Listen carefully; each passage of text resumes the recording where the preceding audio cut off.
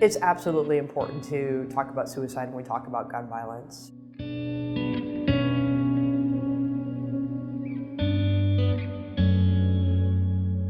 Survivor's guilt is something that so many of us who have come back from war feel. It's this feeling that we made it home and our friends didn't. I served combat deployments in both Iraq and Afghanistan. The first close friend that I lost was incredibly painful, and it took me months of questioning why he died and I didn't.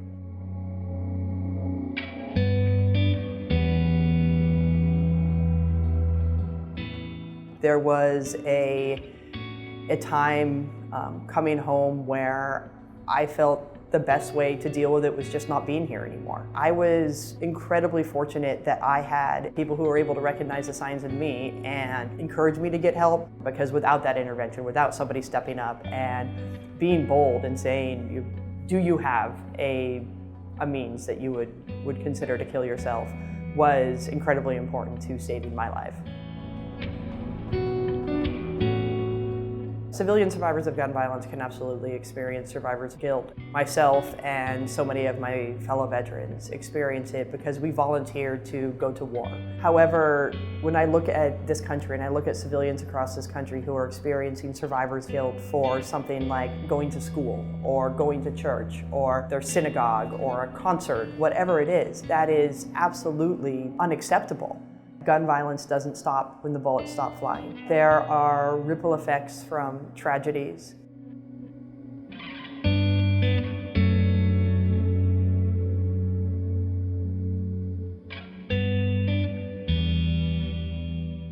We know that the vast majority of suicide attempts take place within the first hour of somebody contemplating it, and anything that is done to break that chain of thought is proven to prevent suicide. If you are a gun owner, ensure that all of your guns are locked and the ammunition stored separately. Just the act of having to go unlock a gun often breaks the chain of thought of somebody who is contemplating suicide. The next is check in on your friends, check in on your loved ones, and ask openly, do you have access to a gun?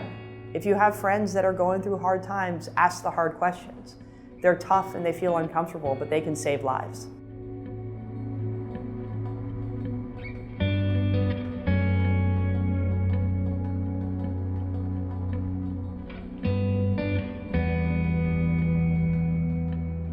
They allow for the temporary removal or temporary banning of access to firearms. These in no way violate the Second Amendment. They work through due process, that it is proven and sworn in front of a judge that an individual is an imminent risk to themselves or others.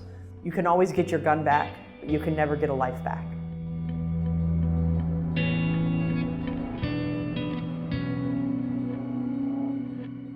It's our responsibility to take action and store our guns safely and talk about the risks.